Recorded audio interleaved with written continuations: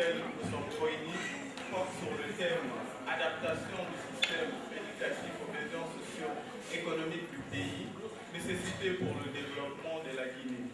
C'est un thème, on le sait bien, qui est crucial aujourd'hui et qui fait l'actualité.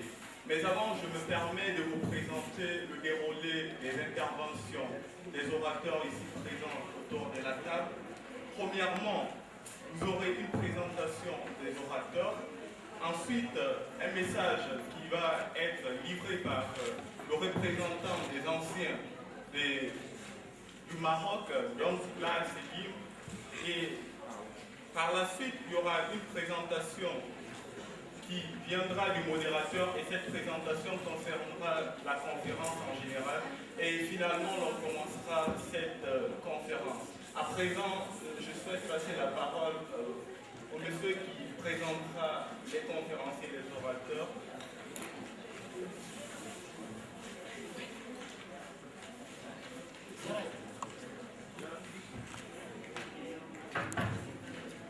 Ancien étudiant guinéen du Maroc, j'ai fini en 2000. Donc vous pouvez imaginer combien de temps cela peut faire. Quand je suis rentré en Guinée, j'ai commencé par ma carrière par la banque, la BCD, où j'ai été chef de service crédit, j'ai été directeur marketing à un moment, j'ai été chargé de clientèle. Après ça, je suis allé à la First International Bank, où j'ai fait pratiquement 5 ans. Là-bas, j'ai préféré revenir faire ma carrière dans l'administration. Aujourd'hui, j'ai la lourde charge de gérer les finances du ministère de la Communication.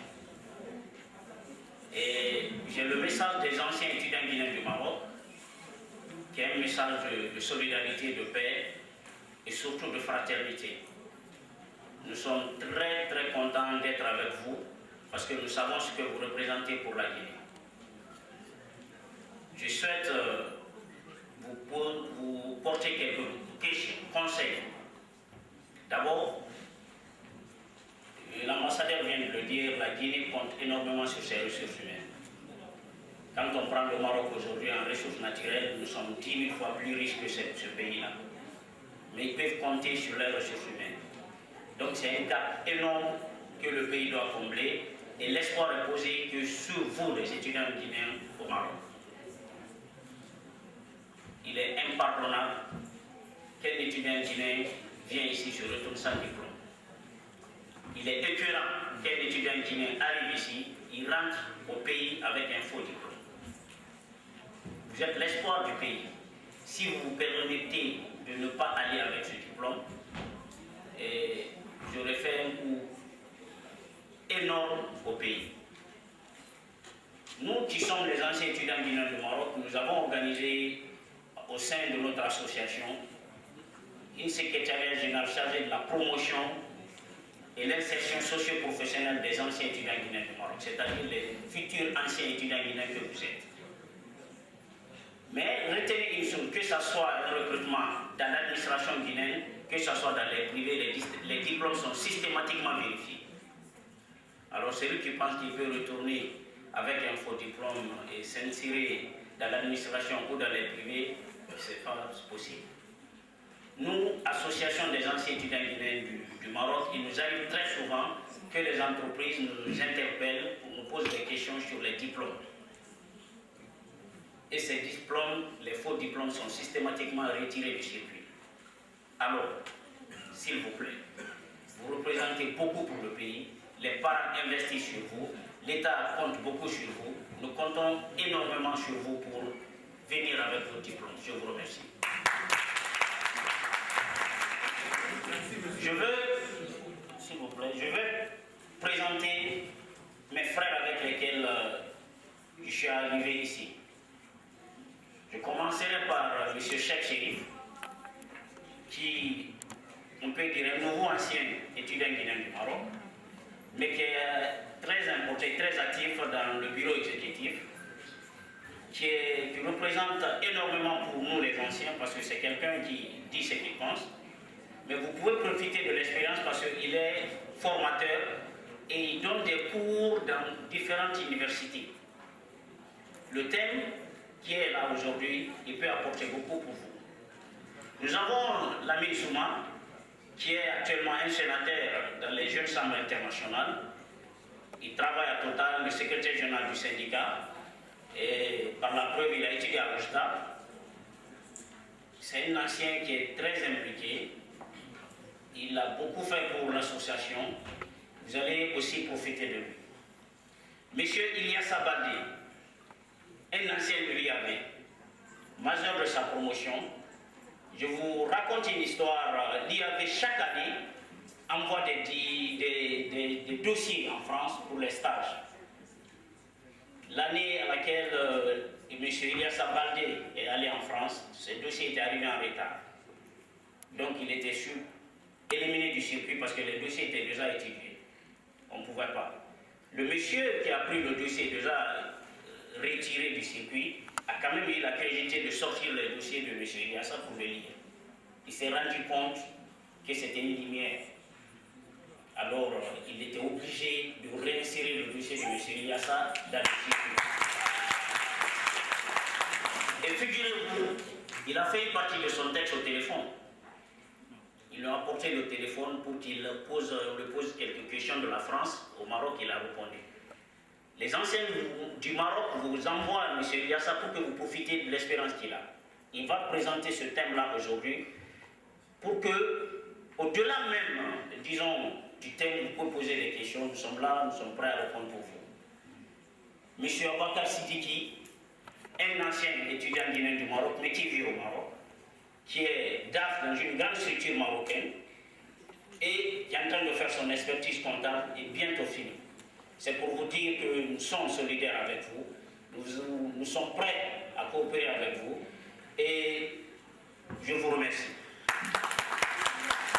Jean-Pierre Youssouf pour cette présentation brillante. Et comme vous pouvez le constater, on débute maintenant cette conférence. Mais avant, nous aimerions rappeler les principes de la conférence. En réalité, nous souhaitons livrer une conférence plus vivante. Et cette vivacité, je l'espère, reposera sur l'intervention de tout un chacun et sur la présentation de tout un chacun dans les différents débats. Mais avant, je souhaite vous dégager déjà les articulations, les différentes articulations de cette conférence.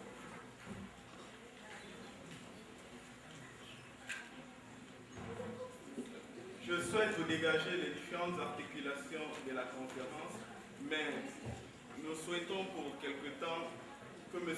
Cheikh Chérif passe le message des anciens. Du bureau exécutif.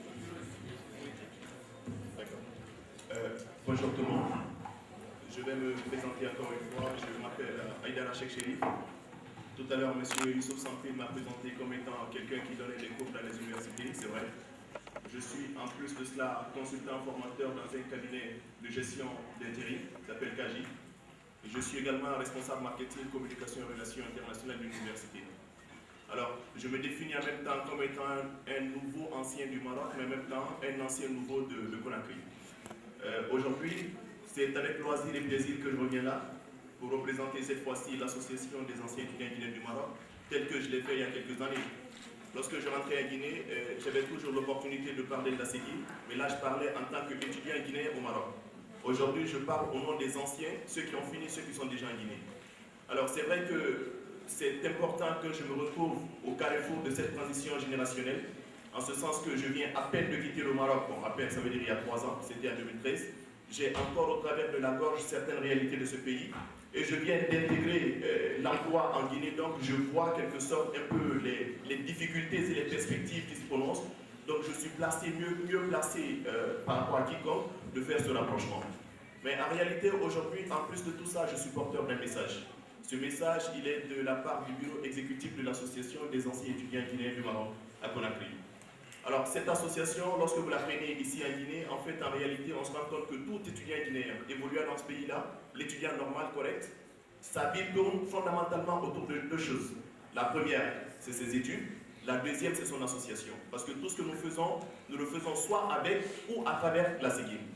Alors, nous essayons justement de créer ce continuum-là pour que lorsque nous finissons les études à Guinée, au Maroc, lorsqu'on arrive à Guinée, qu'on trouve au moins un référentiel.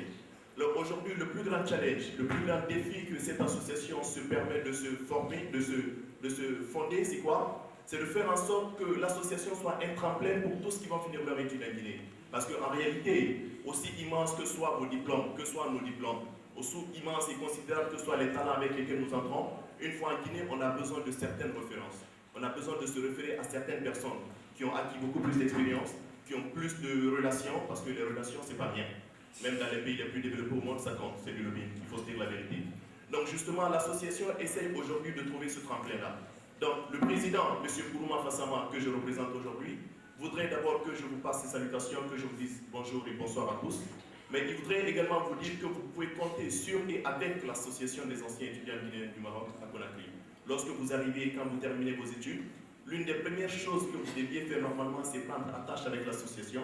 On a même un compte Facebook que beaucoup d'entre vous ne connaissent pas, c'est Assigim Ancien. Donc on vous recommande justement de l'ajouter sur Internet parce que généralement on publie beaucoup de messages là. Et lorsque nous avons des possibilités d'emploi, lorsque les entreprises s'adressent à nous pour demander des CV, les messages sont véhiculés là. Donc prenez attache avec cette association et sachez que l'ASEGIM ne s'arrête pas en Guinée. Une fois que vous êtes à Conakry, ne s'arrête pas au Maroc.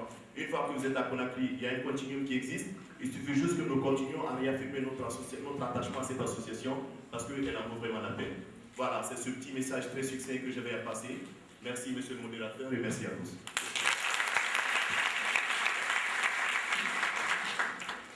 À présent, nous allons passer à la conférence et les axes sur lesquels vont articuler les différentes interventions sont premièrement la question de la qualification de l'école guinéenne. Le conférencier s'est rappelé à faire l'état des lieux du système éducatif guinéen. Par la suite, il y aura des propositions, des solutions de tout un chacun des orateurs ici présents autour de la table. Mais entre-temps, vous aurez à poser des questions, si toutefois vous avez des questions, et où vous êtes interpellé sur un point bien donné. Mais à présent, je me tourne vers M. Ilias Soubalde, qui est le conférencier principal. Okay. Merci beaucoup, Excellence, Monsieur l'Ambassadeur. Avec votre permission, je vais commencer avec ma présentation. Donc, il m'a un peu perturbé sans plus en me présentant, donc je vais essayer de reprendre un peu mes émotions pour qu'on passe vraiment au sujet. Pays que le Maroc ou bien que l'Israël, mais la différence entre nous, c'est les ressources humaines. Donc, vous avez vraiment très bien fait de choisir ce sujet-là pour pouvoir, en fait, en tant qu'étudiant, pour pouvoir préparer votre retour et vraiment parler des grands défis, en fait, du pays. Donc, globalement, pour pouvoir, en fait, avancer, on va essayer de présenter le contexte global et voir la demande des entreprises, en fait, en termes de compétences, les offres que les étudiants, que les universités ont en Guinée en termes de formation, ensuite les pistes de solutions que les entreprises et le gouvernement mettent en place. Donc le contexte sectoriel et institutionnel de la Guinée, en fait on a quelques éléments. Vous pouvez m'interrompre à tout moment, vous poser des questions. Donc on est à peu près, bon ça c'est des statistiques qui datent un peu, mais on a à peu près 12 millions d'habitants en Guinée, dont 70% vivent en milieu rural en fait. L'économie guinéenne est dominée par le secteur primaire avec les sous-secteurs agricoles qui représentent en fait 20% du PIB et absorbent 80% de la population active. Le secteur minier représente 20% du PIB, 80% des recettes d'exportation et 20 à 25% des revenus de l'État.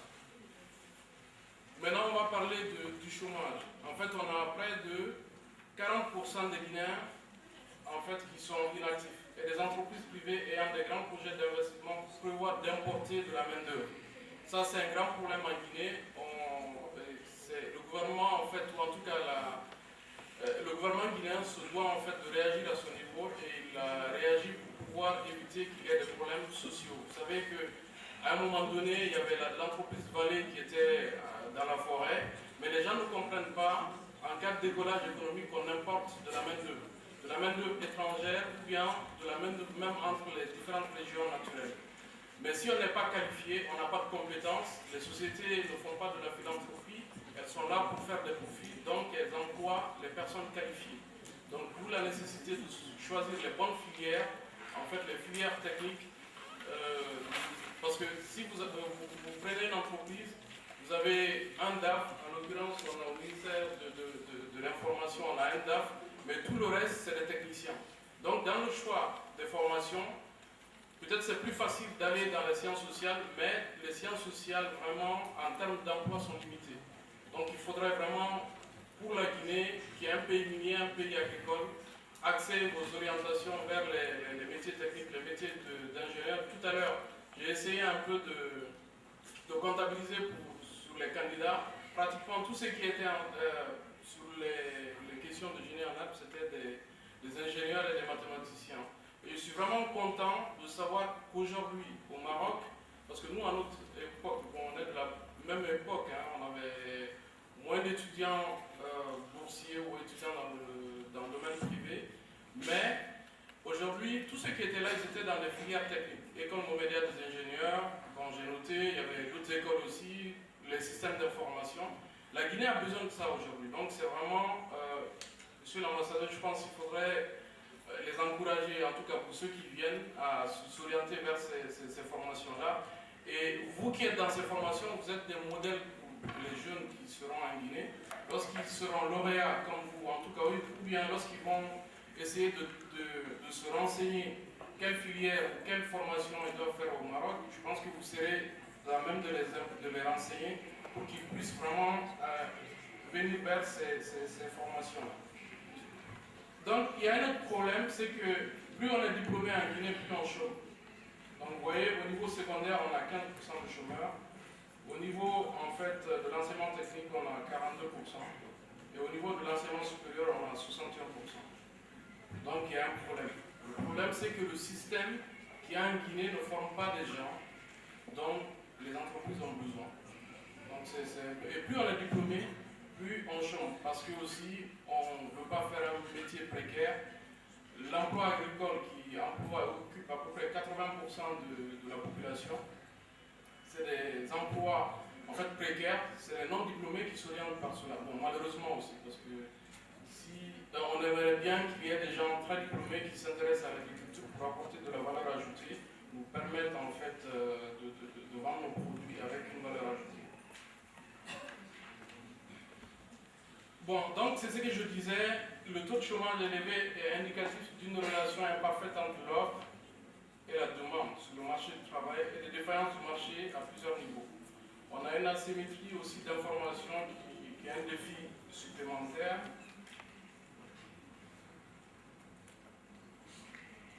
Bon, aussi il faut noter qu'en Guinée, on n'a pas, comme en Côte d'Ivoire ou bien au Maroc, le secteur privé est très restreint, il n'est pas vaste.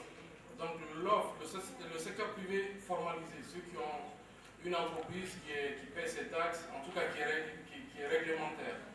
Donc il n'y a pas assez d'entreprises, mis à part les miniers, dans le domaine agricole, vous avez ceux qui partent, vous n'avez pas d'autres entreprises en fait, qui puissent embaucher des gens qui sont très qualifiés. Tout cela explique en fait la problématique sur le taux de chômage qui est élevé au niveau des gens qui sont diplômés.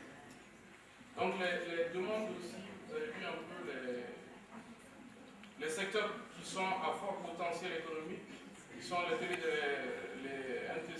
TIC en fait, les mines, l'industrie, la construction et l'hôtellerie. Vous voyez, bon, je ne sais pas depuis quand vous n'êtes pas allé à Conakry, mais aujourd'hui on a un grand nombre d'hôtels qui sont construits à Conakry. C'est ce que les gens nous disent souvent, en fait, on a des hôtels de 4-5 étoiles sur la construction de l'infrastructure, mais en termes de service, c'est-à-dire les gens qui vont servir à l'intérieur, on a entre 0 et 2 en termes d'étoiles. Donc vous venez dans un complexe hôtelier, vous avez des lits, des murs qui sont vraiment bien, mais lorsqu'on vient vous servir, vous vous rendez compte qu'il y a un problème. Donc à ce niveau-là, il y a un problème de formation et il faut combler ce gap-là. Donc, bon, on va aller au plus important. Au niveau de la demande, les entreprises, c'est qu'elles demandent. Si vous prenez pour tout ce qui est technologie de l'information, vous avez à peu près, si vous êtes ingénieur, l'employeur, en termes de compétences, demande à ce que vous ayez une maîtrise vraiment des techniques informatiques. Lorsque vous prenez en fait tout ce qui est ingénierie ou bien la communication et les ventes, les finances, vous avez ici quelques pourcentages des compétences qui sont demandées. Parce qu'aujourd'hui, en fait, il ne faudrait pas... On cherche tous, lorsqu'on est étudiant, un diplôme. Mais il ne faut pas simplement chercher un diplôme, il faut chercher des compétences. Et il y a beaucoup d'écoles ou des universités qui commencent à orienter en fait leur formation, leur diplôme et les traduire en termes de compétences. Lorsque je fais génie civil, qu'est-ce que ça veut dire? Est-ce que je peux faire un plan? L'employeur, c'est ce qu'il demande en fait. Lorsque je vous embauche, qu'est-ce que vous pouvez m'apporter? Quelles compétences vous avez pour que je vous embauche en fait au niveau de mon entreprise? Donc on a aussi l'inadéquation au niveau des compétences à raison des offres excédentaires dans les jeunes poursuivant en fait des programmes dans les sciences humaines, c'est ce qu'on disait, et un manque de possibilités de formation pratique de manière générale. L'absence de compétences locales pour des postes vacants, donc ça, si on ne comble pas ce problème, ça peut se transformer en problème social pour le gouvernement, parce que si on importe de la main-d'œuvre, à un moment donné, les locaux vont s'insurger et ça va poser des problèmes. Donc le total des inscriptions en Guinée est inférieur à la moyenne au niveau régional et mondial, donc on a un déficit. Ensuite, on a l'ensemble de populations étudiantines dans les établissements de formation professionnelle et de 43 000 étudiants, dont environ 35 000 sont inscrits dans les établissements publics. Donc les autres, c'est du privé. Donc là, vous avez un peu une idée du nombre d'étudiants qu'il y a entre le supérieur et les établissements techniques. Donc on a vu, il y avait 45 000 à peu près. Au niveau supérieur, on a à peu près 100 000 étudiants. Donc il y a un déséquilibre, il y a plus de gens qu'on forme pour commander que des soldats, en fait les techniciens. Donc il y a un problème. Tout le monde veut faire l'enseignement supérieur, alors que tout le monde ne peut pas être DG, tout le monde ne peut pas être DAF, tout le monde ne peut pas être, en tout cas, un personnel d'encadrement. Et la demande actuelle en termes de compétences se trouve au niveau des métiers techniques. Bon, la qualité et la pertinence aussi sont des sources de préoccupation pour les décideurs, ne sont pas orientés vers les métiers techniques, c'est ce que je disais. En termes d'exemple, vous voyez, on est passé de 15 à 23% entre 2006 et 2011 pour les étudiants qui sont inscrits en sciences humaines. Donc il y a une augmentation et une diminution dans les métiers techniques. Alors qu'en Guinée, on a besoin des gens dans les métiers techniques pour développer le pays. Donc il y a un autre problème aussi au niveau de l'offre, c'est le non-renouvellement du corps professoral qui devient un problème grave. Bon, ça, on en a parlé, il y a les gens qui enseignent en fait n'ont pas les bons diplômes, n'ont pas de doctorat souvent, donc il faudrait remédier à cela si on veut vraiment être compétitif au niveau de la sous-région. Et en plus de cela, il ne faut pas attendre qu'on ait son bac pour voir les problèmes de formation. Il faudrait le penser dès le départ. C'est une problématique globale.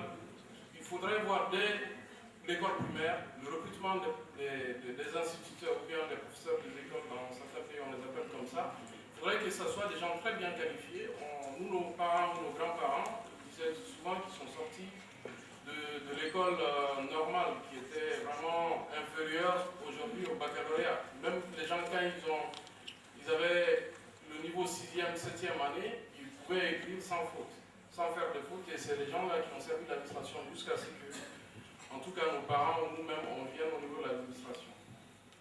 Donc l'école, la formation professionnelle, c'est par défaut qu'on y va. C'est si on n'arrive pas à accéder à l'enseignement supérieur, on se dit, bon, on va faire une formation professionnelle. Donc, on attire moins les meilleurs et les gens ne sont pas motivés.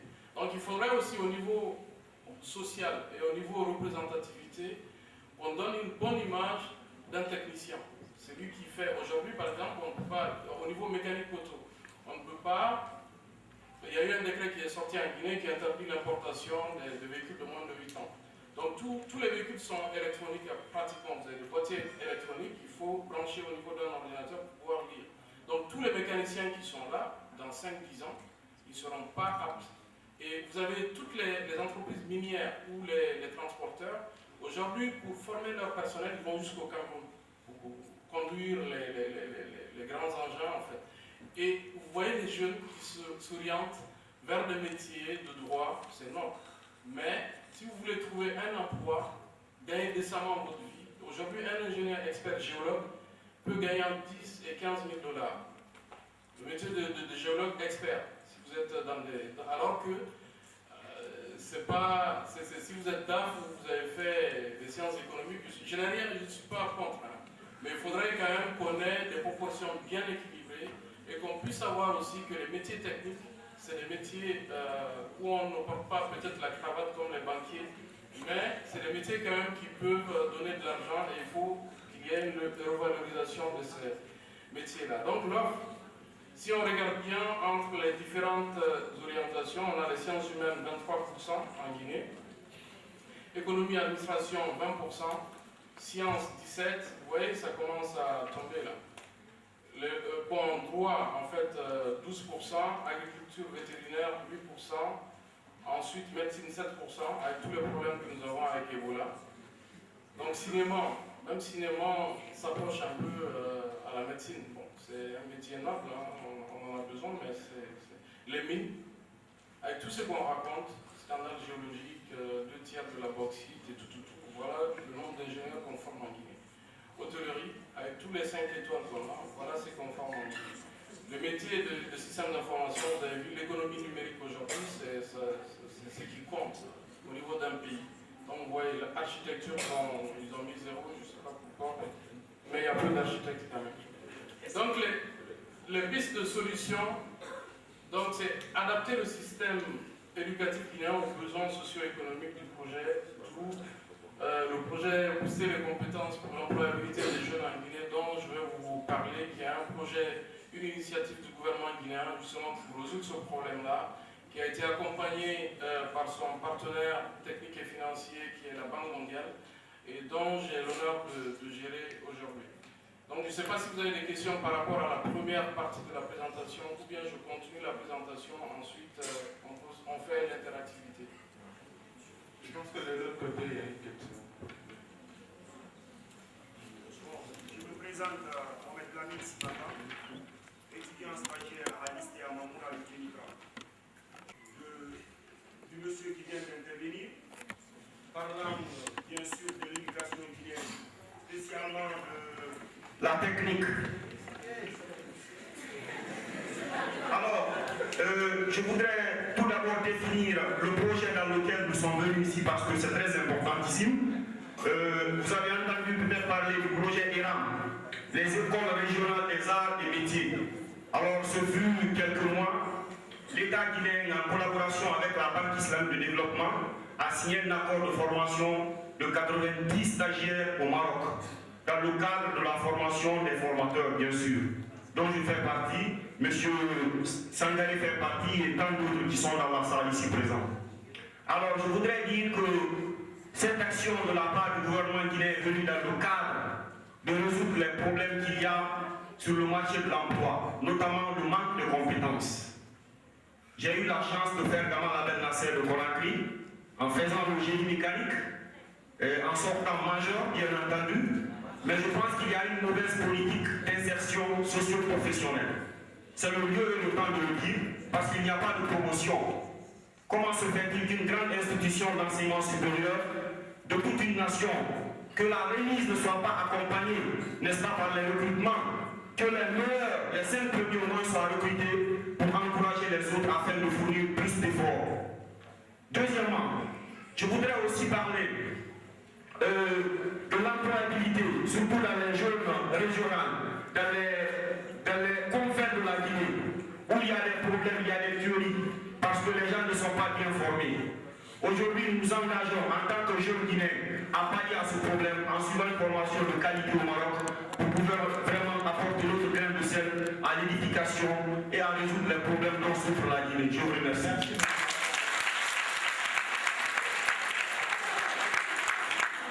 Nous allons prendre une autre question de l'autre côté. Oui, monsieur.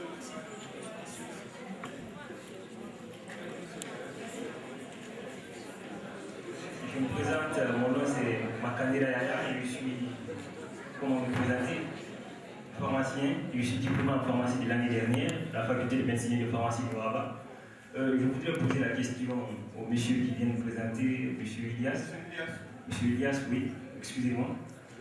C'est concernant votre présentation de manière brève ici, j'ai vu que vous avez parlé de toutes les filières en général, mais côté santé, puisque c'est ce qui m'intéresse, je voudrais savoir est-ce qu'il y a, je sais qu'avec Ebola, beaucoup de choses ont été postées côté santé, mais malgré tout, je voudrais savoir en fait l'état du terrain parce que je viens de finir ma formation et je voudrais bien rentrer en Guinée.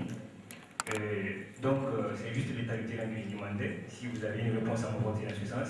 Deuxième question, je voudrais savoir, enfin c'est une question qui me tourmente parce que je ne suis pas économiste. Il y en a beaucoup qui disent ça, c'est concernant votre conclusion lorsque vous avez fini la première partie. Les gens disent que souvent les estimations de la Banque mondiale ne sont pas forcément en adéquation avec les réalités du pays. Alors je voudrais savoir votre point de vue sur cette situation parce que dans notre pays, moi j'ai regardé des documentaires, c'est vrai que tous ces documentaires ne sont pas forcément vrais. Il faut regarder plusieurs pour se faire sa propre opinion. Donc je voudrais savoir, est-ce que selon vous, il y a effectivement ce cas? Parce qu'il y en a qui disent que le FMI forme la pauvreté en Afrique. Merci.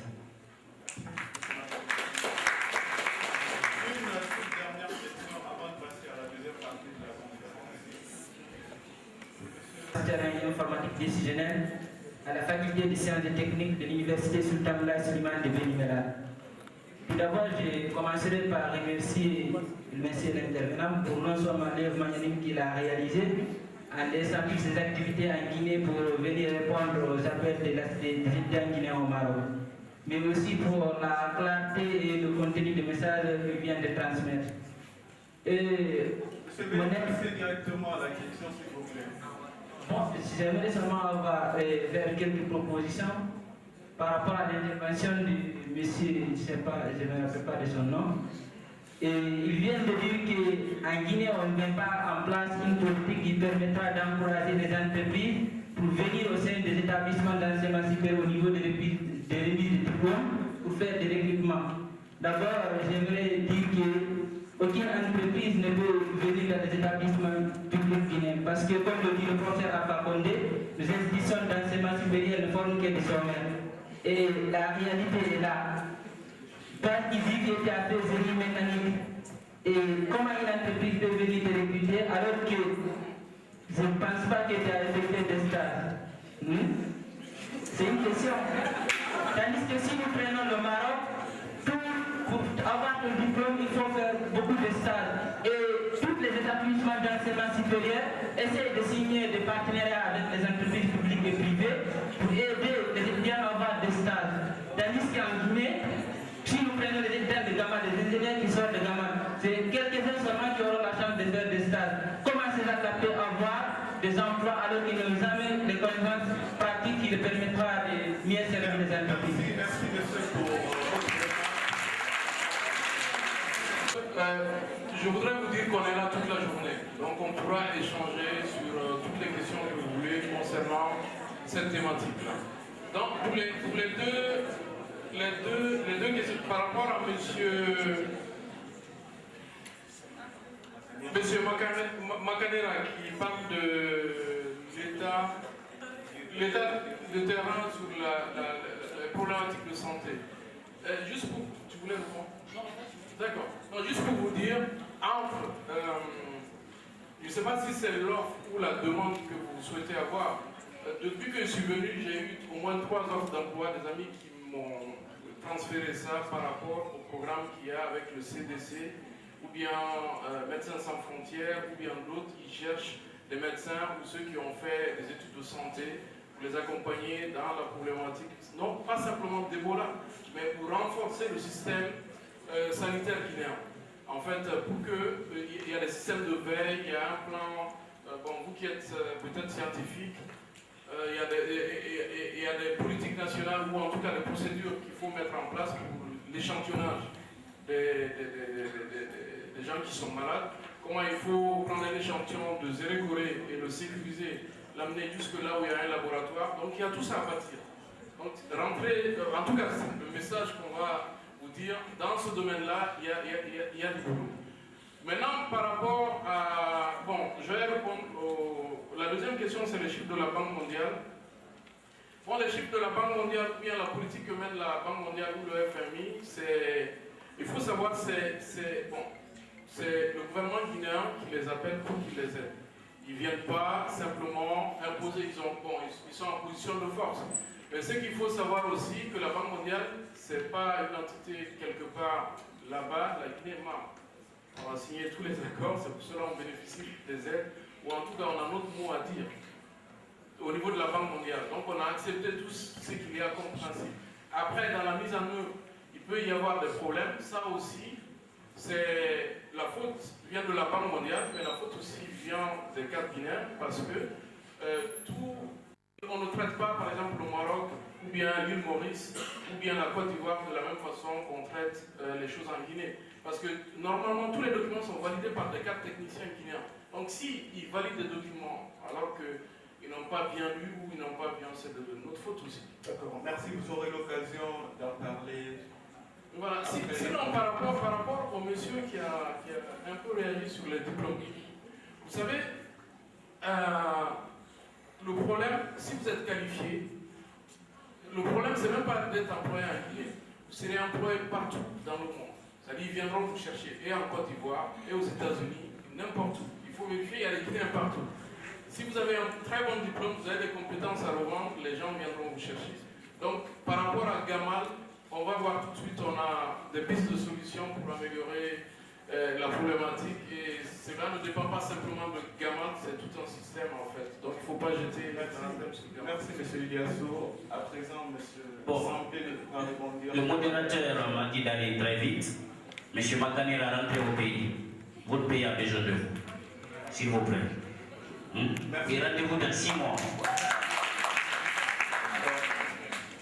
Vu que nous sommes pris par le temps, nous allons directement continuer la conférence. Et cette fois-ci, M. Iliasso aura à vous livrer une articulation sur le thème booster les compétences pour l'employabilité des jeunes en Guinée. Merci beaucoup, M. Abba. Donc, par rapport aux différentes solutions possibles, le gouvernement guinéen a mis en place un outil pour résoudre le problème d'employabilité, vu tous les constats qu'on a eu à énumérer tout à l'heure. Une adéquation entre la formation et l'emploi. Donc, on va essayer de voir un certain nombre d'éléments, mais on va aller très rapidement. Donc, voilà, globalement, en fait, la fiche signalétique du projet. Un projet, c'est quoi? Bon, vous êtes encore à l'école, moi, ça fait un moment que j'ai quitté les bancs. Mais pour moi, un projet, c'est un outil pour résoudre un problème. C'est ça, en fait, et qui est limité dans le temps. Donc là, la problématique, c'est le problème d'emploi des jeunes. Donc le gouvernement, avec son partenaire, ils ont monté un outil pour résoudre ce problème-là. Donc vous avez la fiche signalétique. La date de signature, c'est en octobre. C'est à peu près 20 millions de dollars pendant 6 ans, 5-6 ans. Donc, en termes d'objectifs, on est toujours obligé de mettre ça dans un contexte. Donc, on a le document de stratégie de réduction de pauvreté, parce qu'aucun partenaire ni un projet du gouvernement ne peut être mis en place s'il n'est pas en adéquation avec ce document-là. Aussi avec les politiques sectorielles et avec l'objectif de développement du projet. Donc vous avez ces éléments-là, c'est un peu, on ne va pas s'attarder sur ça, c'est du classique. Donc les bénéficiaires du projet, parce que finalement, les bénéficiaires, ce n'est pas simplement les jeunes, parce que ce qu'on oublie, c'est que les universités ne créent pas l'emploi. Ce n'est pas eux, tout à l'heure vous dites, bon, il faudrait que Gamal, on amène les gens, on les recrute, les 5 premiers et tout ça. S'ils sont compétents, ils seront recrutés. Moi, je n'ai pas encore vu quelqu'un qui est venu du Maroc, en tout cas, je n'ai pas encore eu la chance de le rencontrer, ou bien de la France, là où j'ai complété mes études, qui chôment en Guinée. Donc, je n'ai pas encore vu. Donc, c'est ceux qui chôment, malheureusement, c'est malheureux à dire, c'est ceux qui ont moins de compétences à offrir. Parce que l'entreprise, bon, autant le secteur public, c'est limité, c'est un concours, c'est, bon, voilà, on peut dire tout ce qu'on peut. Mais l'entreprise, si elle a besoin de toi, si tu lui apportes une valeur ajoutée, elle t'emploie. Elle ne se soucie pas de l'ethnie, elle ne se soucie pas de ton âge, elle ne se soucie pas de quoi que ce soit. Elle veut avoir une valeur ajoutée. Donc si vous êtes compétent, vous allez être employé. Donc les groupes bénéficiaires du projet sont le secteur privé et les PME, parce que quand même, une entreprise minière ou une entreprise, je ne sais pas, n'importe laquelle qui vient en Guinée, vous prenez un expert français ou un expert marocain ou un expert ivoirien, ça lui coûte plus cher que de recruter localement. Donc le projet, en participant à la formation des jeunes, en leur donnant des compétences, permet à l'entreprise de réduire ses coûts et d'avoir une main-d'œuvre locale qui permet de subvenir à ses besoins et en même temps de remplir ses responsabilités sociétales et environnementales. Sociales du moins, c'est environnemental parce que ça permet de calmer les gens et de dire qu'on n'emploie pas des étrangers à la place des Guinéens qui sont au chômage. Ensuite, les institutions de formation, on leur permet aussi de se moderniser. Aujourd'hui, ceux qui font génie électrique, génie informatique, quand ils vont à Gamal, c'est vrai qu'ils ont dans les labos, ou bien au niveau des cours, ils ont des éléments qui sont dépassés, ça ne permet pas. En génie mécanique, pour former les gens, je ne pense pas qu'ils aient les outils de diagnostic auto moderne en électronique. Donc ils n'ont pas tous ces éléments. Donc à travers ce projet, le gouvernement guinéen va aider à moderniser les instituts de formation, que ce soit les établissements d'enseignement supérieur public-privé ou bien les écoles de formation professionnelle public-privé. Ensuite, le bénéficiaire vraiment le plus important, c'est le jeune chômeur qui est individuel ou bien le jeune qui a son bac, qui s'oriente en fait à l'université. L'objectif de ce projet, c'est qu'une fois que vous avez fait votre formation, une fois que je discutais avec un prof à l'université Gamal Abdel Nasser, je lui parlais du projet, il me disait, bon, oui, c'est bien, mais nous, c'est les entreprises qui ne s'intéressent pas à nos formations, à nos jeux, ils ne viennent pas nous demander ce dont ils ont besoin et tout. Pourtant, nos étudiants, quand ils partent au Maroc, ou bien quand ils partent en France ou aux États-Unis, ils s'en sortent très bien, ils ne recoupent pas, ils continuent bien leurs études. Après, j'ai dit au prof, en fait, ok, tout ça c'est très bien, mais l'objectif de ce projet, c'est de permettre aux jeunes de ne pas aller aux États-Unis, ou bien au Ghana, ou bien en Côte d'Ivoire, ou au Sénégal pour se faire une formation complémentaire. C'est quand on sort des systèmes éducatifs guinéens qu'on soit directement employé. C'est ça l'objectif. Il faudrait que ce soit un choix d'aller ailleurs pour continuer pour faire un PhD ou en tout cas une formation complémentaire, un MBA ou quoi que ce soit. Donc les résultats attendus, je vais vous épargner un peu peut-être de ça. C'est des jeunes diplômés dans un domaine pertinent en formation dans les 12 mois, les étudiants qui terminent leurs études professionnelles à court terme favorisant les compétences pertinentes du marché en développement, et le nombre de programmes accrédités par le nouvel organe d'évaluation en assurance qualité. Parce qu'en Guinée, on n'a pas d'organe qui accrédite les universités. Avec ce projet, on va mettre en place un organe qui dit telle université vaut ça, tel diplôme vaut ça. Donc ça permet de comparer au niveau sous-régional et de dire, lorsque j'ai tel diplôme, j'ai telle compétence. Vous allez voir des ingénieurs en réseau en Guinée, j'ai échangé avec les gens qui sont dans les télécoms, Orange et autres, puisqu'ils ont des diplômes, Bac plus 5, ingénieurs, mention très honorable, mais ils ne connaissent pas c'est quoi un réseau. Donc ça ne rime à rien de donner des titres pompeux avec des mentions, je ne sais pas quoi, alors que dès qu'on te met en face d'un outil technique, tu ne sais même pas quoi faire. Donc l'organe d'assurance qualité sera mis en place, ce serait un organe indépendant qui va être mise en place, qui permettra en fait d'évaluer tout le système. Ça va faire du bruit, je vous préviens, parce qu'il y a beaucoup de gens, il y a beaucoup d'intérêt, donc, mais c'est le gouvernement guinéen qui l'a voulu ainsi, et je pense que c'est nécessaire pour qu'on soit compétitif au niveau de la sous-région et que nos diplômes soient valorisés. Le projet a 3 composantes, c'est-à-dire 3 axes. La première composante, qu'on a appelée le Fonds compétitif pour les compétences et l'employabilité, c'est un nom barbare. Concrètement, ça veut dire quoi? On met en place 13 millions de dollars pour moderniser le système éducatif. Concrètement, ça veut dire quoi? C'est d'aider, par exemple, les gens qui font des études en biologie, qui vont devenir des laborantins. On a tous ce souci. Bon, on est au Maroc, on est peut-être bientôt au Sénégal ou ailleurs. Vous savez, il y a combien qui viennent ici pour confirmer des analyses qu'ils ont effectuées en Guinée, analyse du sang ou autre chose.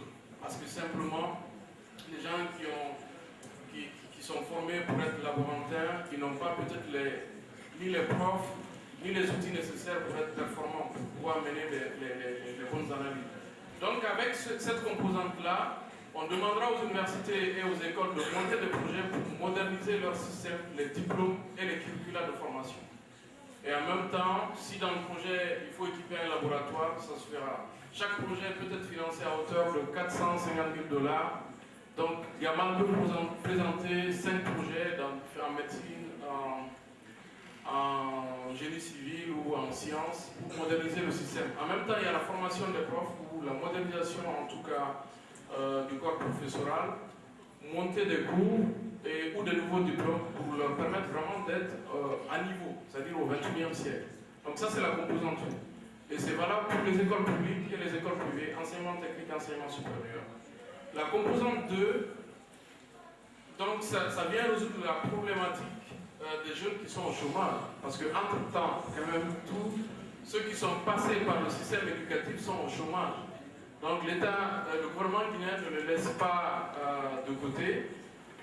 Avec l'Agence nationale pour la promotion l'Agence guinéenne pour la promotion de l'emploi, l'AGIP, nous avons mis en place un système pour leur permettre d'être formés, d'être requalifiés, d'avoir des certifications, ou pour ceux qui sont entreprenants, de monter des projets que le projet Booster les compétences va financer.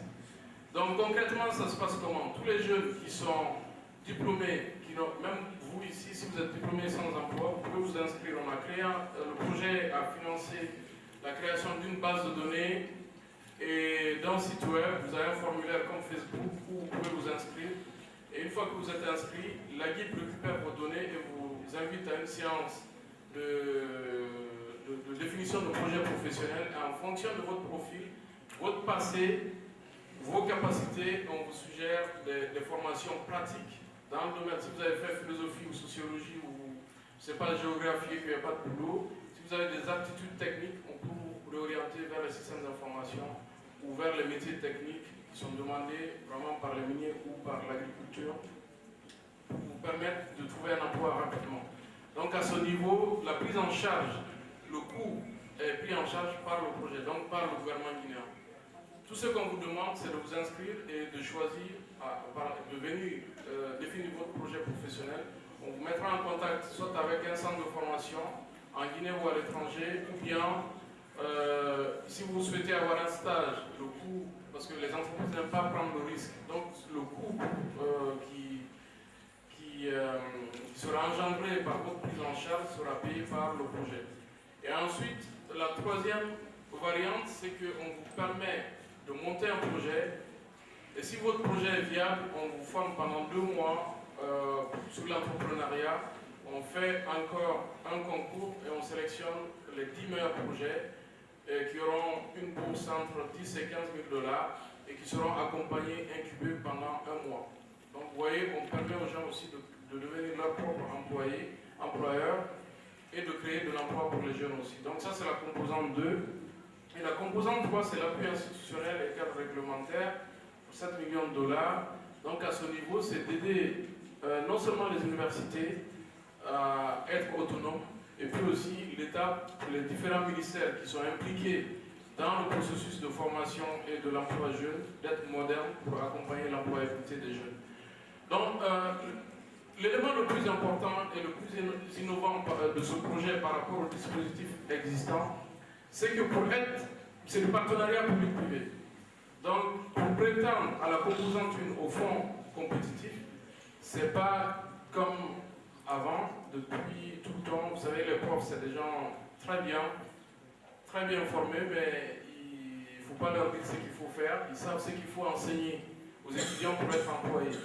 Mais là, on inverse la tendance. On dit, pour être financé, il faut faire un consortium entre le secteur privé et les établissements de formation. Il faut d'abord que vous entendiez, vous discutiez des problèmes, que le secteur privé guide, oriente et dise, nous, on a besoin de telles compétences, on n'a pas besoin de tel diplôme ou ailleurs, mais en tout cas, même si vous avez tel diplôme, nous, on a besoin de telles compétences. Partant de cette hypothèse, les universités modernisent le système éducatif conformément à la demande des entreprises. Donc c'est comme ça, c'est la demande qui pilote, c'est pas l'offre qui pilote. Jusqu'à présent, c'est l'offre. On a formé tel nombre d'étudiants, on a déversé tel nombre d'étudiants dans le système, sur le marché de l'emploi, mais on ne se soucie pas est-ce qu'ils ont un emploi ou pas. Donc déjà, la première activité, c'est de faire dialoguer le secteur privé et le secteur public pour qu'ils définissent ensemble les besoins. Ensuite, le projet va les aider à moderniser. Donc tout projet, toute université qui va présenter un projet qui n'a pas de partenaire public et privé ne sera pas financé.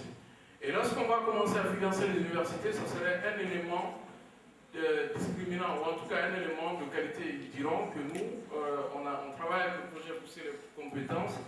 Donc ça serait avec des entreprises, avec le gouvernement guinéen, la Banque mondiale. Donc les gens vont s'orienter vers ces universités-là.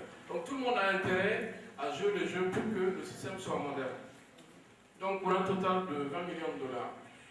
Bon, je vais vous épargner en fait de ce schéma qui est le montage institutionnel. Tout ce qu'il faut retenir, on a un comité d'orientation stratégique qui est présidé par le ministère de la Jeunesse. Et dans ce comité, on a une sorte de parité entre les représentants du gouvernement et les représentants du secteur privé. Donc il y a l'association des industriels de Guinée, il y a l'association des professionnels du tourisme, il y a la chambre d'agriculture, chambre de métier et tous les organes en fait du secteur privé qui représentent les intérêts du secteur privé. Ce qui fait que toute décision qui sera prise en termes d'orientation stratégique prendra en compte les besoins, en tout cas, et les demandes de l'administration qui est en charge de la politique de l'emploi et des employeurs qui est le secteur privé. Donc, c'est les trois composantes qui sont représentées à ce niveau-là, avec le secrétariat exécutif que je dirige est composé de 6 personnes. Il y a un spécialiste de gestion financière, un comptable, passation de marché, suivi, évaluation, et puis un spécialiste de communication pour faire connaître vraiment le projet qui est, pour moi, c'est pas parce que je suis dedans, mais un des plus grands projets que le gouvernement a mis en place, pas en termes de volume d'argent, mais lorsqu'on joue sur la qualification des ressources humaines, je pense que c'est très important. Tout le reste viendra après. Bon, finalement, ça je vais vous épargner de ces trucs-là. Il faut savoir que les activités, donc principalement la composante 1, c'est moderniser le système éducatif. La composante 2, c'est de résorber les chômeurs qui sont déjà produits par ce système éducatif défaillant. Et la composante 3, c'est accompagner, mettre en place un système d'information intégré pour les universités. Vous avez entendu parler de Yoliba et tous les problèmes qu'il y a, pour permettre aux gens de s'inscrire facilement et puis permettre aussi aux décideurs d'avoir les informations au niveau des universités, au niveau des ministères pour pouvoir prendre des décisions facilement. Et aussi, on mettra en place un observatoire national de la jeunesse qui permettra pas de tâtonner, mais de récolter des données sur les jeunes, ensuite de les traiter et de prendre, orienter en tout cas, donner des éléments aux politiques pour qu'ils puissent définir des politiques publiques adaptées aux jeunes en Guinée. Et comme je vous avais dit, il y a aussi la mise en place d'un organe de régulation, en fait, l'autorité de régulation pour la qualité au niveau de l'enseignement supérieur, qui permettra d'avoir un système vertueux, de tirer vers le haut tout le système. Bon, ça c'est pas important. Donc voilà, globalement, voilà ce que je voulais vous présenter. Je n'ai pas tout présenté, mais en tout cas, on est là pour échanger et pour vraiment vous donner toutes les informations sur le projet Pousser les compétences et sur les problématiques d'emploi en Guinée. Merci beaucoup. Nous remercions M. Carnot Ilyas Baldé pour cet exposé qu'il a fait sur le thème d'aujourd'hui. Avant de commencer l'interaction qui est prévue, puisqu'il s'agit d'échanger sur le thème, j'aimerais évidemment revenir pour quelque temps sur l'exposé qu'il a présenté ici. Dans un premier temps, il a dressé le tableau du chômage que l'on sait va en s'accroissant, et ensuite il a souligné le déséquilibre qu'il y a entre les offres de formation dans nos différentes universités, instituts et écoles et les demandes d'emploi, c'est-à-dire les secteurs à fort potentiel économique. Et par après, il a lumineusement présenté son projet, le projet qui consiste à booster les compétences en vue d'une employabilité des jeunes en Guinée. À présent, je souhaite maintenant que les jeunes, enfin, je souhaite que le public, je souhaite que le public pose les questions qu'il faut afin de clôturer cette partie. Chers conférenciers, je me nomme Silla Seydouba, je suis étudiant en fin de cycle master finance publique et fiscalité dans la faculté de droit à Rabat. Voilà, en même temps, je suis prisonnier du bureau central de la CG. Voilà, j'aimerais poser des questions à M. Bandé. La première question est de savoir quelle politique d'orientation pensez-vous que l'État doit adopter pour une réelle incitation des étudiants à réaliser les études dans les filières pratiques ou dans les institutions ou enseignements de formation professionnelle? Parce que cette question, je la pose parce qu'il y a de cela quelques mois, quand on accueillait les étudiants, c'est-à-dire les nouveaux qui venaient, on a eu affaire avec des cas où certains étudiants se sont retrouvés dans les filières qui ne voulaient pas du tout faire. Et je me rappelle qu'il y a des étudiants qui étaient orientés à Oujda dans un institut sanitaire, voilà, qu'ils ont appelé au pays et que leurs parents, c'est parti, c'est leurs frères, et que ces derniers leur disent que voilà, quand tu sors de cet institut, tu deviens pharmacien ou voilà, médecin. Donc, ils ne veulent pas du tout faire ça. Donc, il a fallu l'habitation du bureau pour que ces derniers puissent accepter leur filière. Donc, j'aimerais savoir si vraiment, si vous pensez que l'État doit adopter une vraie politique pour inciter les gens à choisir les filières d'enseignement professionnel. Ça, c'est la première question. La seconde, si vous me permettez, monsieur le modérateur, c'est puisqu'il s'agit aujourd'hui de parler de l'adaptation du système éducatif guinéen aux besoins socio-économiques.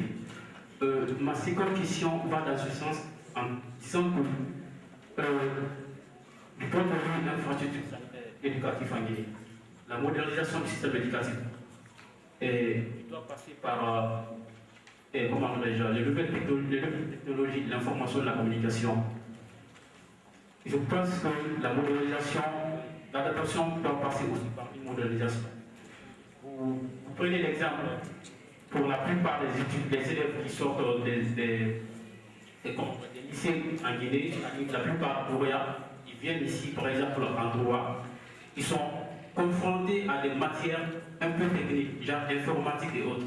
Et du coup, tout le monde sait quel est l'état. Pour la plupart, les établissements n'ont pas de machines d'ordinateur, pour plus forte raison, faire les matières de ce genre.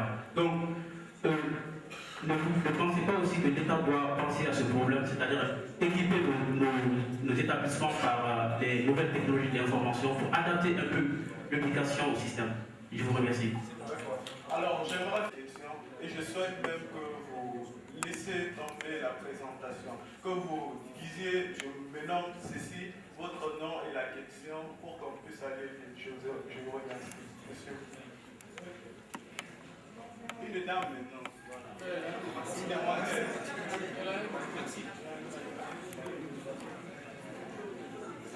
Bonsoir, je me nomme Diaré Awa, étudiante en marketing, commerce et communication. J'ai juste deux petites questions. La première c'est que j'ai constaté que parfois le gouvernement finance des étudiants dans des domaines qui ne sont pas forts. Par exemple, après l'obtention du bac, il y a déjà le problème pour s'orienter. Il y a des gens qu'on oriente en droit sans qu'ils ne connaissent rien en droit, ou il y a d'autres qui vont en économie ou qui font banque par affinité ou parce que telle personne a réussi dans ce domaine. Donc pourquoi l'État ne se focaliserait pas sur les secteurs qui sont plus importants pour notre formation, qui dépensent plus dans ces domaines, mais pas de se focaliser par exemple dans des domaines qui vont former des jeunes chômeurs. Merci. D'accord, merci. La question suivante. Carla.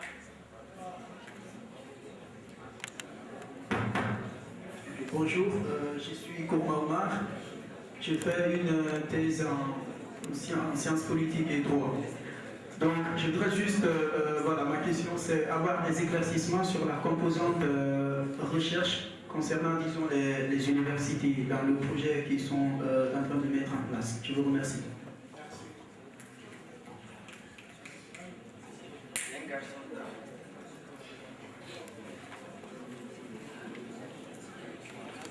Je me nomme Silla Léry.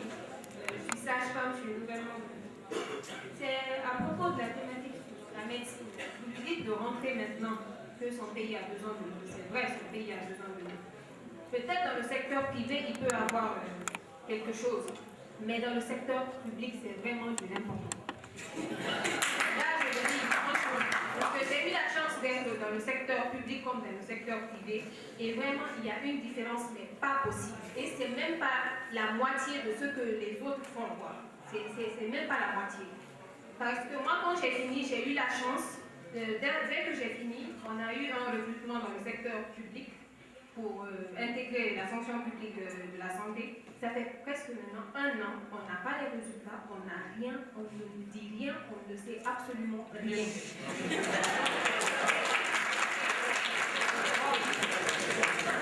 Là, c'est un problème. Un très grave problème. Et actuellement, avec la renouvelation de Zonka, je ne sais même pas, les gens meurent, peut-être qu'on ne s'en rend pas compte, mais les gens meurent vraiment parce qu'il n'y a pas assez de structures sanitaires. Et ça, c'est vraiment un problème. Donc, au lieu de rentrer maintenant sans structure sanitaire, c'est... Ok, on vous remercie. On prend deux questions et en boucle. Bon, ça fait à peu près 6 ans que j'ai terminé mes études. J'ai fait une école d'ingénieur ici à Rabat, plus de pas ici à Rabat, en statistique et économie appliquée. Et quand j'ai terminé, j'ai eu l'opportunité de travailler directement avec la Banque mondiale. Bon, naturellement, c'est un coup de chance, mais la chance, il faut la provoquer dans la vie. C'est ce que j'ai appris et je pense aussi que c'est ce qu'il faut faire. Comment ça s'est passé? En fait, quand j'ai fait ma soutenance, mon encadrant de jury, il a fait des remarques sur un bloc-notes, c'était pas beaucoup. Et puis, il m'a dit, voilà, c'était plus des remarques de forme, mais j'étais très intéressé à modifier les tenir compte de ces remarques dans mon rapport, pour avoir une version finale que je pourrais partager avec un interlocuteur potentiel. Donc, je suis passé dans son bureau pour récupérer ces notes-là, puisque c'était plus détaillé. Et en ce moment, il m'a dit que c'était un marquin, bien sûr, qu'il y a la Banque mondiale qui cherchait un junior, et est-ce que je suis intéressé? Je dis bien sûr, ça m'intéresse. Il voulait quelqu'un pour 31 jours. Donc, j'ai envoyé mon CV, et puis on a fait un entretien, j'ai commencé là-bas, et là, ça fait pratiquement 6 ans que je suis là-bas. Bien sûr, c'est le résultat de beaucoup de choses. C'est que la première chose, que moi je recommanderais aux étudiants, aux futurs diplômés, c'est que c'est d'être prêt pour quand l'opportunité tombe. On ne peut jamais savoir quand vous allez avoir la bonne opportunité, il faut donc être prêt. Donc il faut travailler sérieusement et saisir les opportunités qui se présentent à vous. Moi j'étais venu ici pour faire la FST, mais j'ai fini dans une école d'ingénieur. Donc quand je suis arrivé, on a eu quelques résultats intéressants. Et les anciens, même d'autres nationalités, m'ont recommandé de faire le concours intégré des écoles et j'ai fini là-bas et puis ça prépare à une meilleure carrière. Donc moi ce que je vous dis, c'est qu'aujourd'hui, vous avez eu la chance de venir au Maroc, saisissez les opportunités que vous avez devant vous. Pour vos amis et pour vos parents, vous avez la meilleure formation possible, puisque ce n'est pas juste une histoire d'intelligence. Moi j'avais dans ma classe des étudiants aussi brillants que moi, mais j'avais eu la chance moi de venir, eux ils sont restés. Donc quand vous êtes là, essayez de profiter le maximum pour bien vous former et tisser de bonnes relations. Le professeur qui m'a recommandé, si je n'avais pas une bonne relation avec lui, il aurait pu penser à quelqu'un d'autre.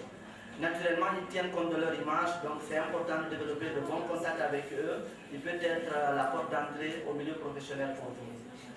D'autres choses que je pourrais ajouter par rapport à mon expérience personnelle, c'est qu'au début, c'est important d'accepter un certain nombre de sacrifices. Durant mes 2 premières années à la banque, pratiquement je travaillais j'étais payé l'équivalent de 150 jours par an, mais je travaillais toute l'année. Parce que j'estimais que l'expérience que j'étais en train d'acquérir là-bas allaient être payants plus tard. C'est ce que j'ai fait. Et aujourd'hui, je m'en sors très bien. J'ai eu l'opportunité de travailler au-delà du Maroc, la Tunisie, la Mauritanie, Djibouti, d'autres pays. Aujourd'hui, donc, je peux dire que j'ai lancé ma carrière. Donc, moi, ce que je peux vous recommander, donc, d'essayer d'être sérieux dans ce que vous faites et essayer de tisser de bonnes relations avec les gens que vous rencontrez dans la vie. Donc, grosso modo, c'est ça que je vous recommande. Et je ne vais pas trop monopoliser la parole et je vais laisser les autres aussi ajouter tout les mots.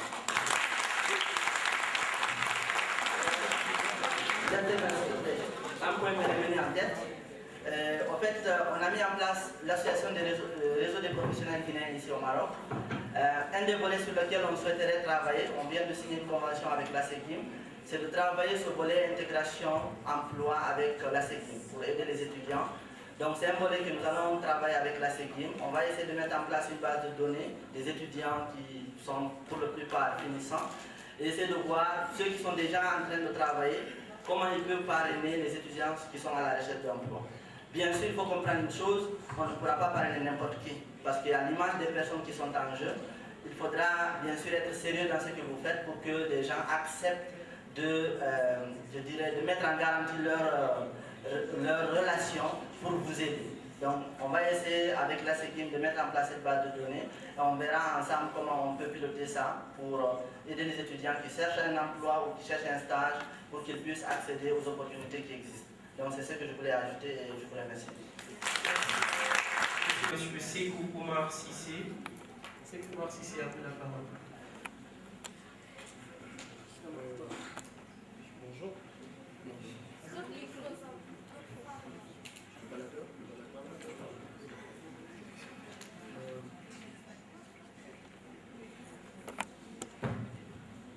Bonjour. Donc en fait c'est ce format comme l'a dit le modérateur. Donc je suis lauréat de l'année 2006. Hein. En fait, je suis au Maroc comme vous, en tant que lauréat au baccalauréat, orienté vers les universités marocaines. J'ai fait mon cursus universitaire ici à Rabat, au Maroc particulièrement. Et aujourd'hui je suis diplômé sur le marché de l'emploi. Si je vous dis sur le marché de l'emploi, c'est que je suis opérationnel, je suis dans plusieurs activités, c'est-à-dire que je ne me suis pas basé que sur le diplôme que j'ai eu, parce qu'on a ce gros problème aujourd'hui en Guinée et dans le monde, c'est que les gens pensent travailler avec le diplôme qu'ils ont eu. Je suis diplômé en gestion, en économie et gestion, mais aujourd'hui je travaille dans la communication. C'est-à-dire je suis manager d'équipe au sein d'une entreprise française, ADM Value, à Rabat, qui travaille dans le télémarketing. Le télémarketing, c'est que nous faisons de la vente avec de la communication accompagnée. Nous contactons des personnes qu'on ne voit pas, qu'on ne connaît pas, qui ne nous connaissent pas non plus. Et donc, à travers une image vocale, on essaie de placer des produits qui ont de la valeur. Donc, c'est-à-dire nous créons une confiance entre nous et nos interlocuteurs. Donc, aujourd'hui, à savoir qu'en parallèle, j'ai créé une entreprise et je me suis lancé dans le monde de l'entrepreneuriat. Donc, je suis associé gérant de Faso Global Trading. En fait, je suis un trader qui cherche aujourd'hui des opportunités pour plusieurs entreprises, guinéennes comme marocaines, qui leur permettent d'être en relation et de fructifier leurs revenus. Donc, mon expérience aujourd'hui que je pourrais donner, dans le milieu intellectuel, j'ai eu des anciens que j'ai eu à côtoyer, comme par exemple le doyen Sampil, qui m'a orienté effectivement avec ses conseils, en me disant, ton dynamisme, ne l'exploite pas pour n'importe qui. Et c'est une vérité.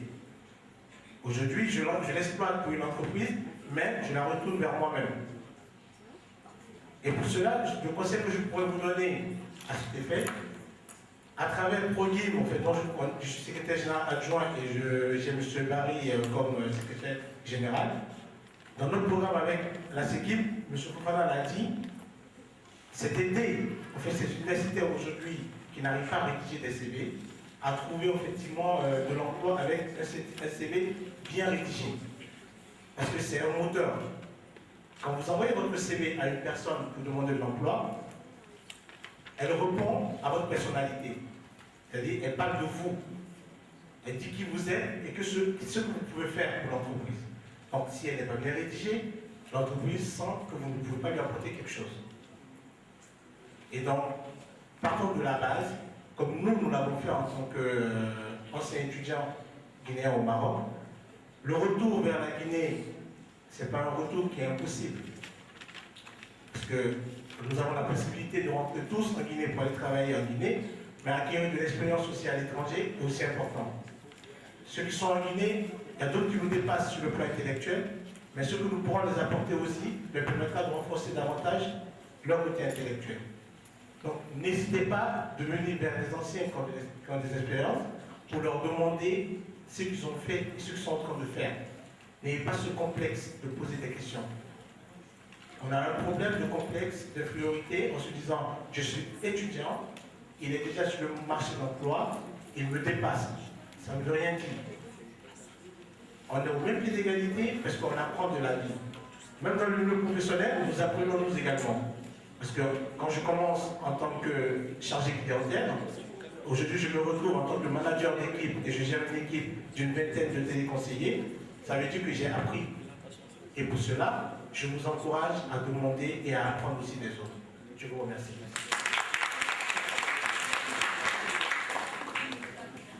Merci, M. Cissé. Je passe la parole à M. Soumadani. Ok, merci, chers amis.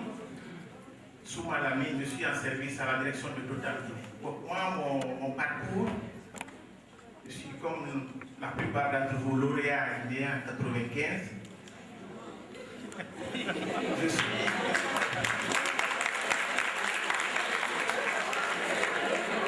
Voilà. Bon, ça vous paraît. Le temps passe très vite. J'ai mon ancien Iliassou qui est ancien d'un. Lui est de ma promotion 94, moi 95. Donc, moi je dirais que vous avez beaucoup de chance aujourd'hui. Parce que vous imaginez 95, comment le Maroc, comment les études se passaient encore au Maroc, comment la vie était. Aujourd'hui, vous avez beaucoup plus de chance que nous. Moi, je suis de la deuxième promotion de l'université de Stade, la FST, c'est pas ceux qui connaissent cette date. Déjà la deuxième promotion. La première, il n'y avait que 4 Africains. La deuxième promotion, s'est retrouvée 5 Africains, vous imaginez. Une petite ville où il n'y avait jamais eu d'étrangers, comme quand vous promenez dans la ville, Azoua, Asie. Donc on a tout subi. On nous a jeté de l'eau, les vieilles personnes, les enfants, on a tout subi. Mais on était là pour un objectif, les études. Après cette formation en 99, moi j'ai terminé avec la plupart de mes amis, d'autres sont rentrés, il y a d'autres qui sont partis à l'étranger. Moi j'avais peur de rentrer. La famille, les amis, quand tu appelles, ne rentre pas en Guinée, c'est pas bon, c'est dur. Je suis resté 2 ans, 3 ans. Au Maroc, j'ai fait quelques stages à Stade, à Djedida. Finalement, c'est avec le passage de mes amis ici, dont le nouveau ministre actuel, le ministre des Mines, Ablaye Magasouba, c'est ma promotion, avec Siaka Touré, il a travaillé à Gico Press, le DG de Gico Press. Ils m'ont enfermé dans une chambre d'hôtel à beau séjour, 2 heures de temps pour me convaincre de rentrer en Guinée. Et finalement, j'ai décidé, au mois d'août 2002, de rentrer en Guinée. Je rentre au pays, il y a des opportunités. Vous êtes partie des premiers informaticiens de la Guinée. Et la Guinée, aujourd'hui, le secteur de l'informatique commence à se développer. Il y avait les ETI, les Afripa Telecom qui commençaient vraiment à se développer. Finalement, en 2002, j'ai décidé de rentrer. Et le malheur n'arrive jamais seul. Arrivé 1 mois juste, après mon arrivée, j'ai été appelé par la direction de Total Guinée. Donc, quand on dit souvent en Guinée, quand tu rentres, tu n'as pas d'appui, tu ne peux pas avoir le boulot, moi je dis, c'est faux. Chacun a sa chance. Le jour où moi je déposais mes dossiers au niveau de Total, je passais, il était 18h, ma porte était fermée, c'est au gardien, au vigile, j'ai remis mes documents. Il dépose, il ne va pas déposer, je ne savais pas. Une semaine après, je n'avais même pas de téléphone, on a appelé ma petite soeur, à Total, t'as donné rendez-vous vendredi. Je dis Total, il dit pourquoi? Il dit, viens te présenter. Vendredi, je suis venu, j'ai passé l'interview, il y avait un poste d'assistant informatique qui était libre. On était 5 postulants, et finalement, j'ai été retenu. Donc, pourquoi je vous raconte cela? C'est pour vous dire, ceux qui ont fini, qui sont encore là, il n'est jamais trop tard pour rentrer. S'il vous plaît, ayez le courage de rentrer en Guinée, c'est chez vous. Ensemble, c'est ensemble que nous pourrons construire notre pays. On a beaucoup critiquer le système éducatif, le système sanitaire. Si nous ne participons pas à relever ce défi, nos papas, nos grands frères, là, ils ont déjà fini. Ils ont fait leur temps. C'est à nous maintenant de prendre cette relève. Donc il faudrait qu'on ait ce courage de rentrer dans d'autres pays. Personne ne peut construire la Guinée sans nous. Rentrons et ensemble, activez-vous. Il y a des associations de jeunesse aujourd'hui en Guinée.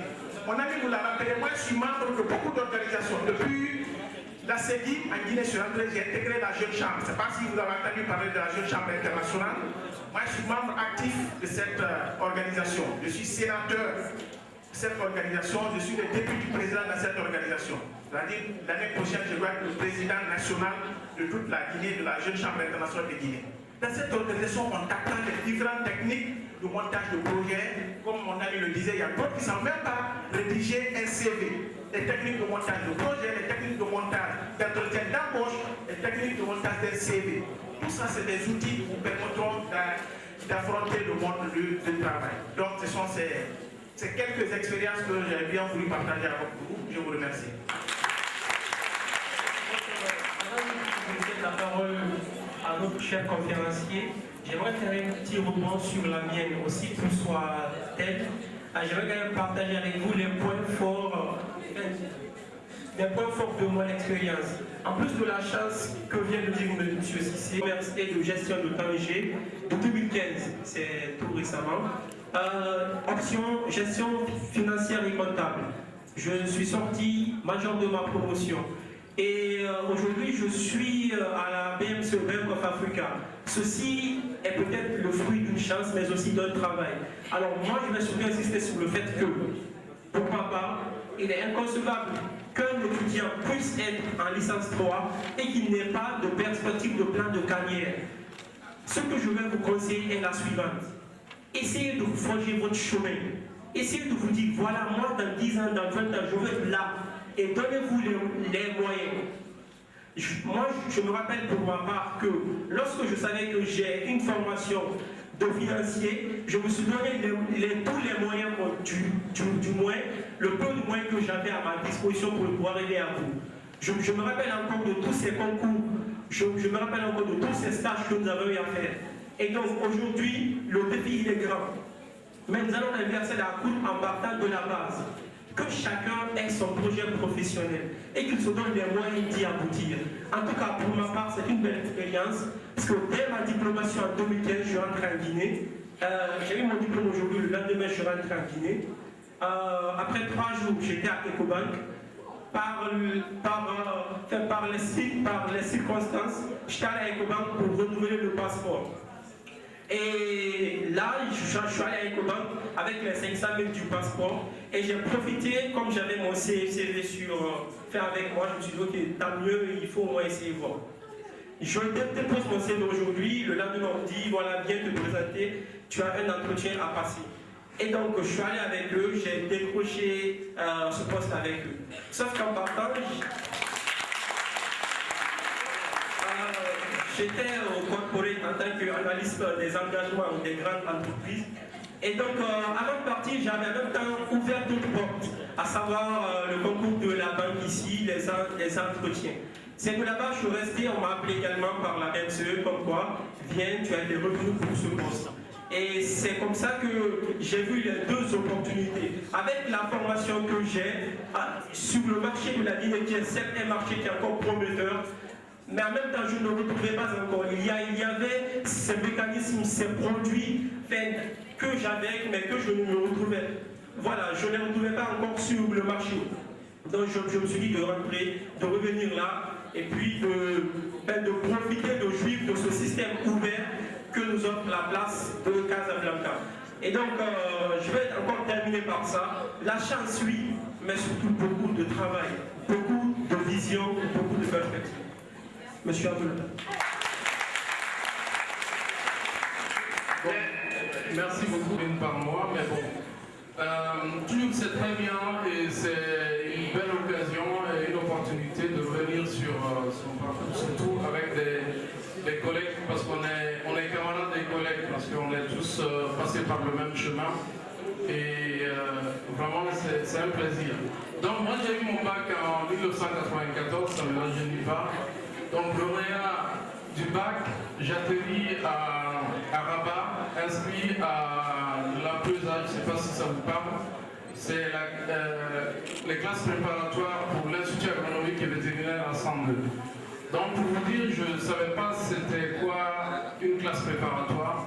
Et quand on est arrivé à l'ambassade, tout l'accueil qu'on avait, c'est que vous êtes à la PESA, bon, sacrifiez une année, parce qu'en général les Guinéens ne réussissent pas à la PESA.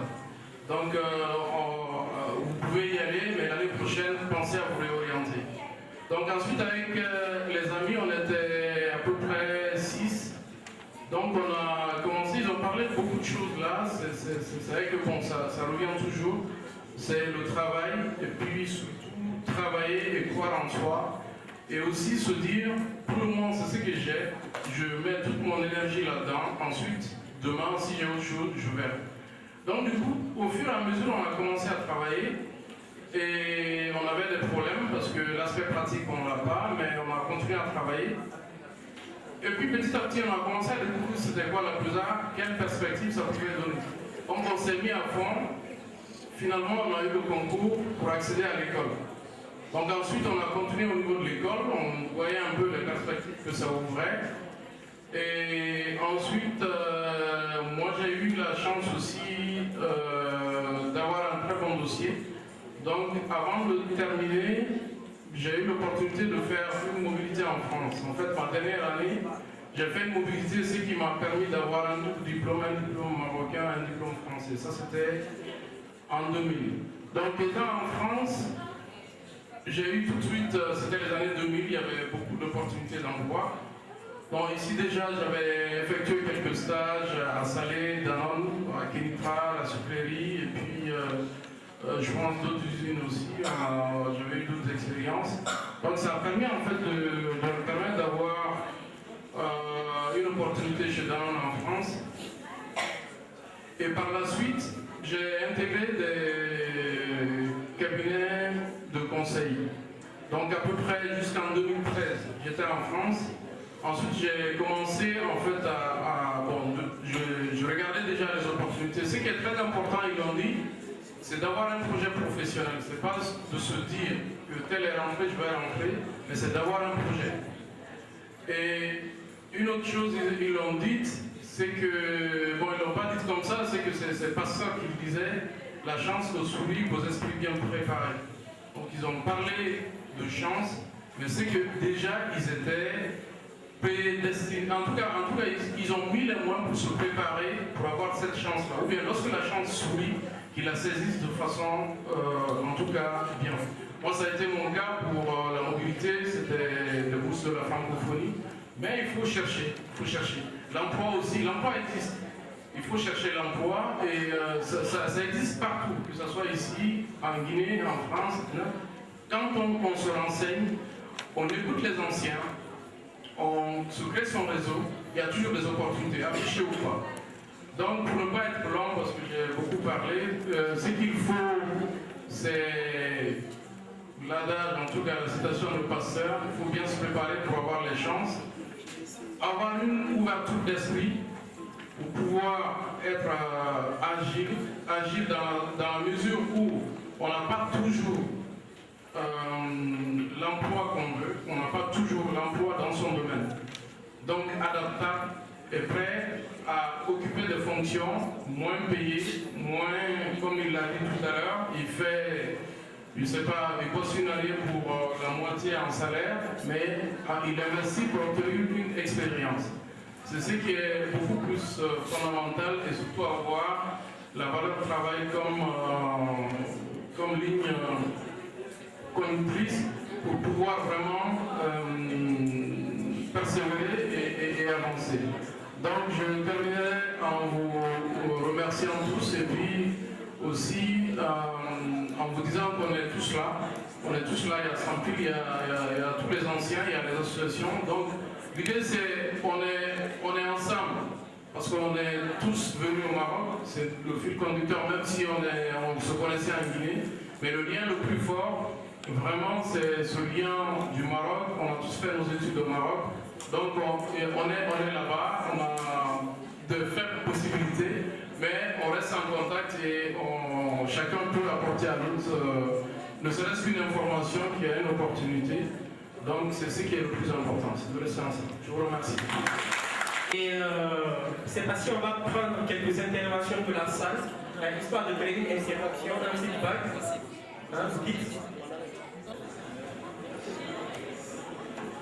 Il ne reste que mon café.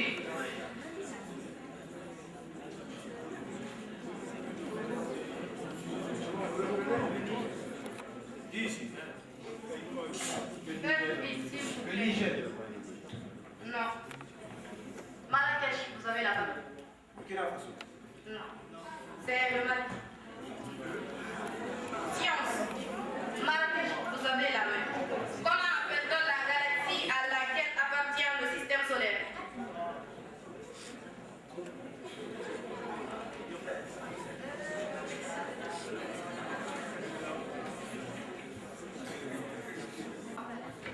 Oui. La Voie lactée. Bonne réponse. Science. Né en 2004 à l'université Harvard, il était d'abord réservé aux étudiants de cette université. Il s'est ensuite ouvert à d'autres universités américaines avant de devenir accessible à tous en septembre 2006.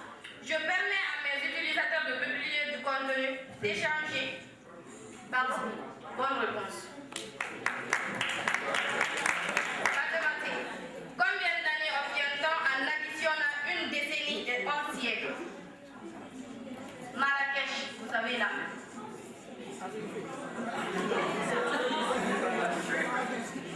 Combien d'années obtient-on en additionnant une décennie et un siècle?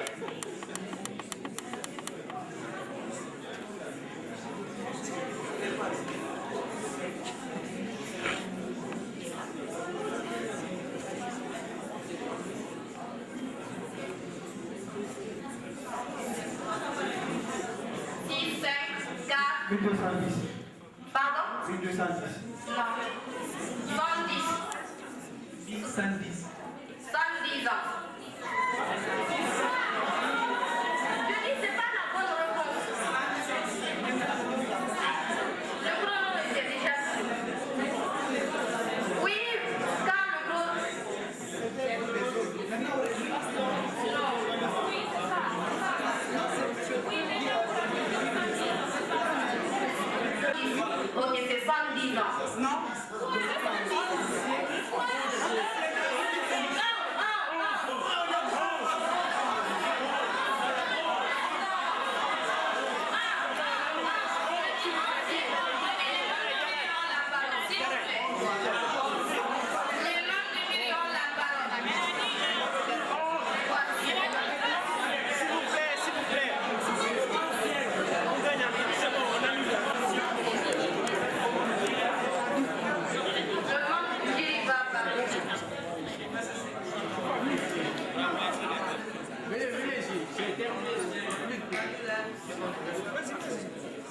Une décennie. Ok, merci. Déjà, le candidat était en train de dormir. Nous l'avons observé. On a dû reprendre la question pour lui. Merci. Actualité. Dans quel pays Barack Obama a effectué une visite historique en mars 2016? Cuba. Bonne réponse. Économie.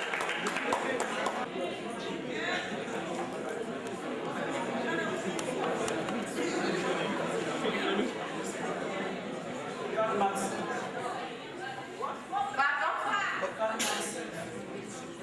Non.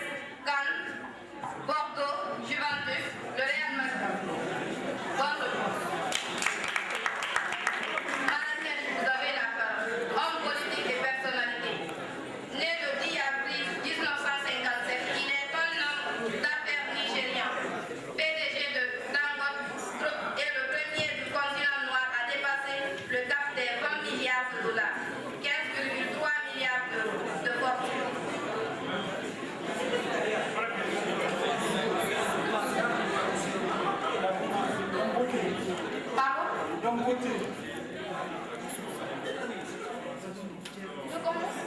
Dangote. D-A-N-G-O-T-E. Bonne réponse.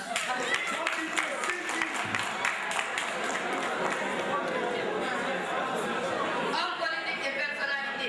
Je suis né le 4 août 1961 à Honolulu dans l'État d'Hawaï et je suis un homme d'État américain. J'entre en politique en 1996 et je suis élu au Sénat de l'Illinois où j'effectue 3 mandats de 1997 à 2004.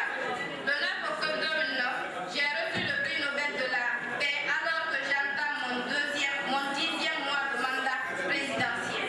Je suis le fils d'un Kenyan noir. Bonne réponse. Homme politique et personnalité.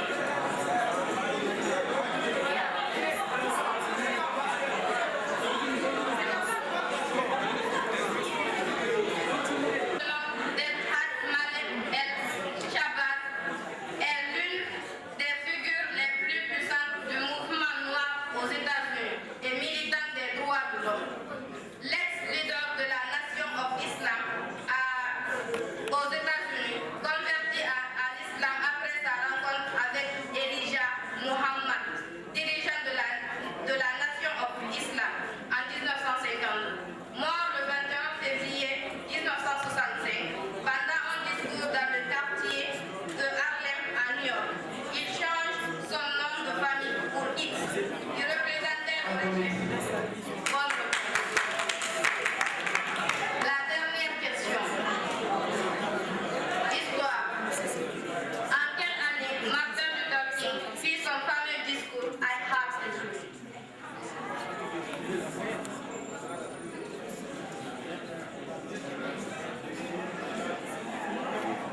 Oui. Ok, Marrakech, vous avez là.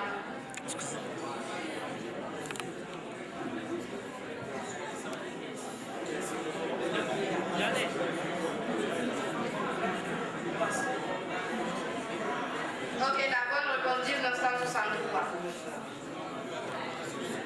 Je sais, on déclare là-bas comme la ville gagnante. 35e édition de la journée scientifique et culturelle de la Série. On va appeler les membres du jury pour les résultats pour le vote de... Donc, les résultats de profil ne sont pas encore disponibles. Nous allons donner en attendant les résultats du concours de poèmes, en attendant de finaliser l'autre dans 5 minutes. Donc, avant de donner les résultats, je vais rappeler les critères que nous avons tenus en compte.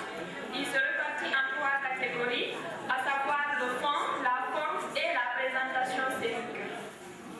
Le fond, c'est en fait le contenu du sujet, la cohérence des idées, le poids des argumentations et la structure. Pour la forme, c'est tout ce qui concerne la conjugaison, le grammaire et le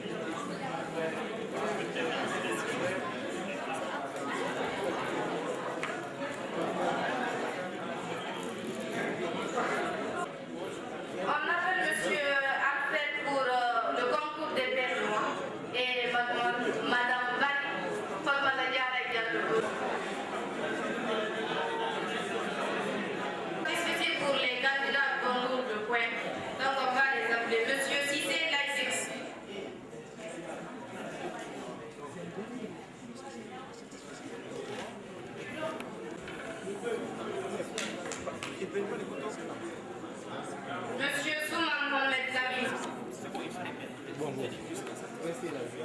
Mademoiselle Bangoura Aminata. Mademoiselle Diallo Fatmata Binta Oumba.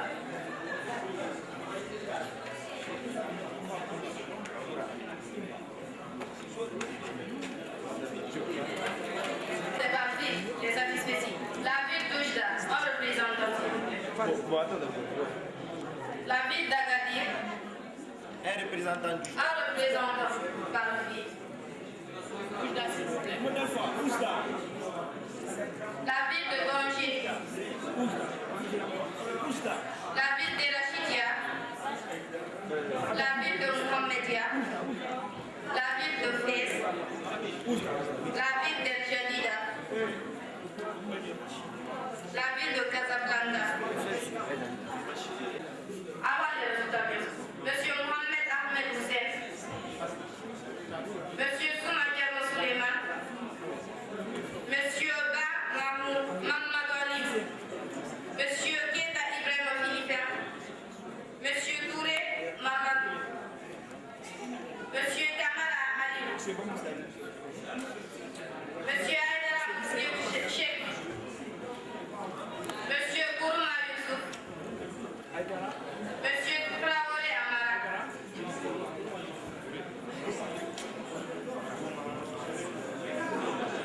Mademoiselle Diallo Aïssatou Baye. Monsieur Magalera Yaya. Monsieur Sob Baka. Monsieur Bani Mamadou Abba.